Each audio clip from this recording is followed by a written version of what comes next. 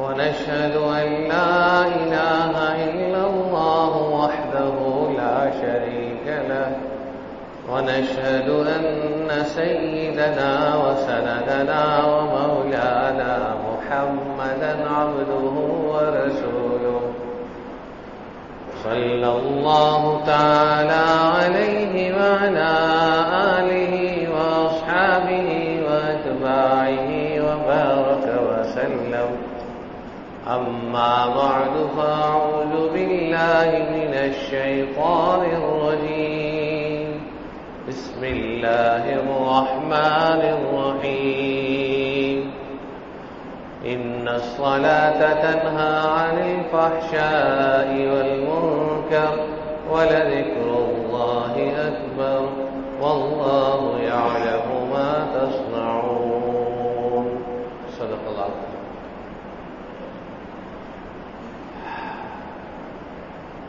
آج عید کا دن ہے، خوشی کا دن ہے، شکر کا دن ہے. یہ دراصل شکر کا دن ہے. عید کی نماز میں جو تکبیرات بڑھائی ہیں، 3 زائد تکبیریں پہلی رکعت میں، 2 دوسری بار میں، دوسری رکعت میں 3 زائد تکبیریں، 6 تکبیریں جو زائد کی جاتی ہیں، یہ کیوں کی جاتی ہیں؟ اس لیے کہ بڑائی اللہ تعالیٰ کی.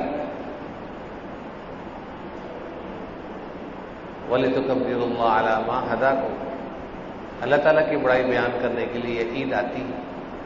شرعی طور پر خوشی ہے اور خوشی ہونی چاہیے، کیونکہ رمضان المبارک کے گزرنے کے بعد اللہ تعالیٰ کی طرف سے یہ انعام ہوتا ہے کہ عید کے موقع پہ روزہ داروں کی بخشش کا اعلان کیا جاتا ہے.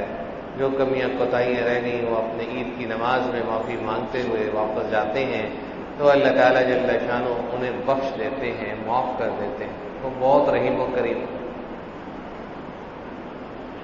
تو اس وقت لمبی چوڑی بات کرنے کے وقت نہیں ہے.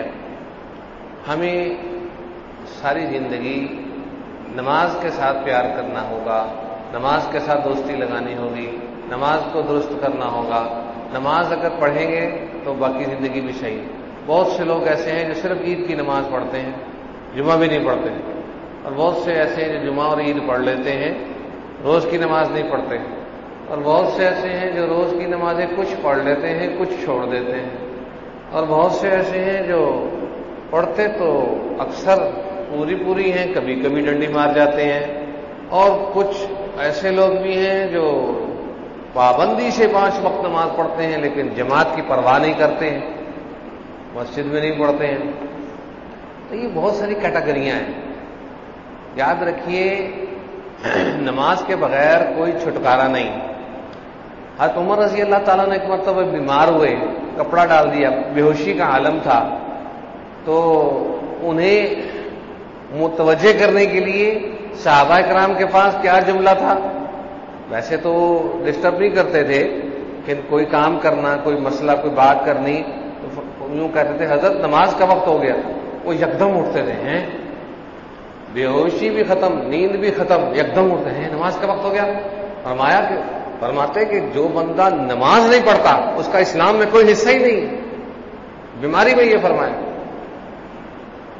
اور آج ہم سوتے ہیں، ایسے سوتے ہیں کہ نماز کے لیے اٹھائے جو ہی نہیں رنگتی، پتہ ہی نہیں چلتا، الارم بھی نہیں سنتا. نماز بے حیائی کی باتوں اور کاموں سے روکتی ہے.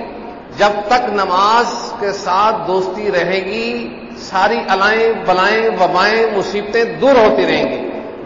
جب اور جتنا ہم نماز سے دور ہوں گے اتنا ہی ہم بلاؤں مصیبتوں کے قریب ہوں گے، شیطان کے قریب ہوں گے، اللہ تعالیٰ سے دور ہوں گے. نماز ایک عام سا موضوع ہے لیکن اسے سمجھ لینے کی ضرورت ہے، شعور بیدار کرنے کی ضرورت ہے. بہت سارے لوگ دین کی باتیں سمجھتے ہیں، یعنی جانتے ہیں، لیکن شعور نہیں رکھتے، سمجھتے نہیں کہ کس طرح کب کس نیت سے کیسے کرنا. اس لیے بھائیو دوستو بہت ضروری ہے.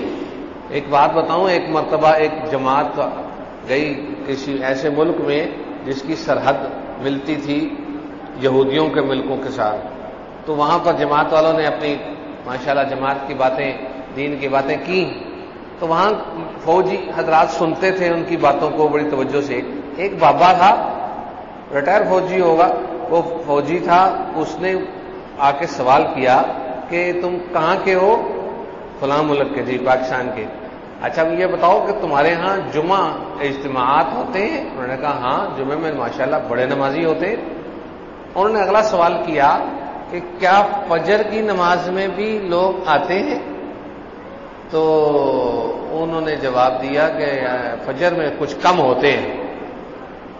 انہوں نے کہا، وہ یہودی تھا، پرانا عالم تھا، کہنے لگا کہ اب مجھے اطمینان ہو گیا کہ میں نے قدیم یہودیوں کی کتابوں میں پڑھا ہے کہ جب تک فجر کی نماز میں مسجدوں میں جمعے کے برابر رش نہیں ہوگا تب تک مسلمان غالب نہیں آ سکتے.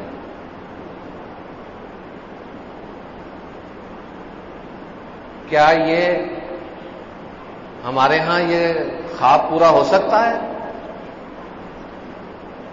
کتنا المیہ ہے. اپنی اپنی مسجدیں بھر لیں، یہ نہیں کہ یہیں پر پڑھنے آئے سارے، اپنی اپنی مسجدیں بھر لیں. جماعت کے ساتھ جب تک نماز نہیں پڑھی جائے گی، مسجدوں کو جب تک آباد نہیں کیا جائے گا، رحمت خداوندی جوش میں نہیں آئے گی. سب سے بہترین جگہ اللہ تعالیٰ کو پسندیدہ جگہ مسجدیں ہیں، اور سب سے ناپسندیدہ جگہ بازار ہیں. اور ہم بازاروں کا رخ تو کرتے ہیں، مسجدوں سے بھاگتے ہیں. اور اسی طرح حدیث شریف میں آتا ہے جو شخص عشاء کی نماز اور فجر کی نماز جماعت سے پڑھ لیتا ہے تو اللہ تعالیٰ اسے ساری رات عبادت کرنے کا ثواب دیتے ہیں. اتنے فری پیکج، اتنے سستے پیکج، بغیر محنت اور مجاہدوں کے پیکج دیے جا رہے ہیں قرآن و حدیث میں. ہماری کوئی توجہ نہیں ہے، ہم ان چیزوں کی طرف توجہ نہیں کر رہے. آپ علیہ الصلوۃ والسلام کو کوئی تکلیف پیش آتی تھی تو آپ نماز پڑھتے تھے. نماز میں انسان کا دل بھی منور ہوتا ہے، اعضاء کو تقویت ملتی ہے، بدن کو صحت ملتی ہے، اور رزق کھینچتا چلا آتا ہے. نمازی کے قریب رزق تیزی سے آتا ہے، برکت آتی ہے، اور اللہ تعالیٰ جل شانہ سے محتاج ہونے سے بچاتے ہیں. اور اللہ تعالیٰ کا جو انعام نماز پر ملتا ہے، نمازی حضرات کو جو فائدہ ہوتا ہے، برکات ملتی ہے، وہ انعام بھی محفوظ ہوتا ہے. اور حشاش بشاش انسان ہوتا ہے، فریش ہوتا ہے، اعضاء کو تقویت، دل کو تقویت، جسم کو تقویت ملتی ہے. اور اللہ تعالیٰ جل شانہ دنیا میں بھی آسانیاں فرماتے ہیں، آخرت میں بھی آسانی فرماتے ہیں. اور جو شخص نماز نہیں پڑھتا اس کے لیے رزق میں بھی تنگی پکی ہے اور آخرت میں بھی سختی پکی ہے. حساب کتاب بھی اس کا سخت لیا جائے گا. اس لیے کسی حال میں نماز نہیں چھوڑنی. اس لیے آج کا میسج یہی ہے، پیغام عید میں ہم رمضان کا کچھ نہ کچھ حال حلیہ باقی رکھیں. رمضان روزے کا نام تھا، اس میں نمازیں بھی شامل تھی. تو روزے کا مطلب تھا تقویٰ پیدا کرنا، اپنے آپ کو قابو میں لانا. اس کی مشق کرائی گئی. یہ مشق گناہوں سے بچنے کی تھی. تو یہ مشق ہماری موت تک رہنی چاہیے. جب بندہ بالغ ہو جاتا ہے، وہ بچپن سے بالغ ہونے سے لے کر موت تک پابند شریعت ہے. مسلمان کبھی دنیا دار نہیں ہوتا، مسلمان دیندار ہی ہوتا ہے. کیوں؟ اس لیے کہ مسلمان اور نماز پڑھنے والا ایک برابر چیز ہے. جو نماز نہیں پڑھتا اس کو مسلمانی کیسی؟ جو اسلام تو رکھتا ہے، اسلامیات نہیں رکھتا. اسلامیات کا جاننا اور ہے، اسلامیات کو اپنانا اور ہے. ایمان تو رکھتا ہے، ایمانیات نہیں رکھتا. ایمانیات جاننا اور ہے، ایمانیات اپنانا اور ہے. اس لیے بھائیو دوستو، اپنی اپنی زندگی کو قیمتی بنانے کے لیے، اللہ تعالیٰ سے تعلق مضبوط کرنے کے لیے نماز کے علاوہ کوئی چارہ کار نہیں ہے. کوئی چارہ کار نہیں. اچھے بھلے پڑھے لکھے صحت مند لوگ نماز نہیں پڑھتے، اپنے آپ کو جہنم میں پھینک رہے ہیں، اپنے آپ کو عذاب میں مبتلا کر رہے ہیں، اپنے آپ کو وباؤں بلاؤں مصیبتوں میں تنگیوں میں تکلیفوں میں بے برکتی میں بد اخلاقی میں دھکیل رہے ہیں. نماز پڑھیں گے تو کام آسان ہوں گے، یہ اللہ تعالیٰ کا وعدہ ہے. نماز نہیں پڑھیں گے دشوار ہوں گے، یہ بھی وعدے کے قریب ہی ہے. جی ہاں، اللہ تعالیٰ فرماتے ہیں اے ابن آدم تو میری عبادت کے لیے وقت کو فارغ کر تو میں تیرے کام بنا دیا کروں گا. تو میری عبادت کے لیے وقت نہیں نکالے گا تو میں تجھے پھنسا دیا کروں گا. کام میں تو پھنستا چلا جائے گا مگر برکت نہیں ہوگی. تو آج ہم جس چیز کی تلاش میں ہیں، برکت مل جائے، راحت مل جائے، سکون مل جائے، بیٹھے بیٹھائے سارے کام ہو جائیں، تو وہ نماز کے بغیر ممکن نہیں ہے. جتنے مرضی وظیفے کر لیں، جتنے مرضی تعویذ پہن لیں، جتنے مرضی ولیوں کے پاس چلے جائیں، جب تک نماز نہیں پڑھیں گے کوئی ولایت نہیں ملے گی، کوئی دعا اثر نہیں کرے گی، یعنی اتنی جلدی کوئی فائدہ حاصل نہیں ہوگا. نماز کے بغیر کوئی زندگی نہیں ہے. چاہیے تو یہ تھا کہ ہم فرائض کی پابندی کرتے ہوئے، واجبات اور سنن مؤکدہ کی سنتوں کی پابندی کرتے ہوئے ہم نوافل سے دوستی لگاتے، ہم سجدوں سے دوستی لگاتے، ہم زیادہ سے زیادہ سجدے کرتے، ہم زیادہ سے زیادہ رب تعالیٰ کو راضی کرتے. چاہیے تو یہ تھا، لیکن اب ہم اپنے آپ کو کم از کم استوار تو کر لیں، ہموار تو کر لیں، برابر تو کر لیں، ٹھیک تو کر لیں، اپنی اصلاح تو کر لیں. اپنے آپ کو اللہ تعالیٰ کے سامنے پیش کرنا ہے. کیسے پیش کریں گے؟ جب اس باڈی کو کہا گیا تھا کہ یہ باڈی نماز پڑھ کے لاؤ، نہیں لے کر آئے تو کیا بنے گا؟ یہ باڈی ہے، اس میں حکم ہے اعلیٰ ترین عبادت کا، اور وہ ہے نماز. نماز میں سارے عبادتوں کے شوق پورے ہو جاتے ہیں. نماز میں صدقے کا ثواب بھی ہے، نماز میں حج عمرے کا ثواب بھی ہے، نماز میں جماعت کا ثواب بھی ہے، نماز میں صحبت صالحین کا ثواب بھی ہے، نماز میں درود پاک بھی ہے، نماز میں تلاوت بھی ہے، نماز میں جانماز پہ کپڑوں پہ خرچ ہوتا ہے، خرچ بھی ہے، ٹھیک، انفاق فی سبیل اللہ بھی ہے. نماز ایک ایسی عبادت ہے جو انسان کو بہت ساری عبادتیں جمع کر کے ان کی خیر و برکتیں لا کے دے دیتی ہے. اور ہم نماز سے ہی بھاگیں اور عید کی نماز پڑھ لیں تو کیا کمال کیا. بھائیو دوستو، عید کی نماز تو واجب ہے، روز کی نماز تو فرض ہے. عید کی نماز فرض نہیں ہے، واجب ہے. لیکن لوگ وہ بھی پڑھتے ہیں جنہوں نے کبھی جمعہ بھی نہیں پڑھا. یاد رکھیے، عید پڑھنے کی خوشی عید کی اسی شخص کے لیے ہوتی ہے جس نے مولا کی اطاعت کی، جس نے روزے رکھے، جس نے نمازیں پڑھی، جس نے قرآن پڑھا. عید تو اس کی ہے، ورنہ تو لباس پہننے کا نام عید تھوڑا ہی ہے. اچھا لباس پہن لیا، پرفیوم لگا لیا اور کھا پی لیا، بھاگ دوڑ لیا، یہ عید تھوڑا ہی ہے. اصل عید تو اس شخص کی ہے جس شخص نے اللہ تعالیٰ کو راضی کر لیا، اللہ تعالیٰ کو ناراض ہونے سے بچا لیا، ان سے صلح کر لی، اور اللہ تعالیٰ جل شانہ سے ہم کلام ہوا اور ان کا شکر ادا کیا. یہ وہ دن ہے جو شکر ادا کرنے کا دن ہے. اس دن ہمیں زیادہ سے زیادہ اللہ تعالیٰ کا شکر ادا کرنا چاہیے، گناہوں سے بچنا چاہیے، اللہ تعالیٰ سے ڈرنا چاہیے. جب یہ بات یقینی ہے کہ ہم نے یہاں نہیں رہنا، مرنا ہے، تو مرنے کے بعد کیا چیز کام آئے گی؟ نماز اور اعمال. نماز اور اعمال کام آئیں گے. جب نماز سب سے بڑا عمل ہے، جب یہ پلے نہیں ہوگا تو ہم کیا کریں گے؟ اس لیے آج ساتھی نیت کر لیں کہ جن جن حضرات کی نمازیں قضا ہیں ان کی بھی ادائیگی کریں گے، ان کا بھی حساب لگائیں گے. جی ہاں، حساب کتاب نہ ہوتا ہو تو 13 سال کا بچہ اپنے آپ کو بالغ سمجھ کے اگلی نمازوں کا حساب لگائے.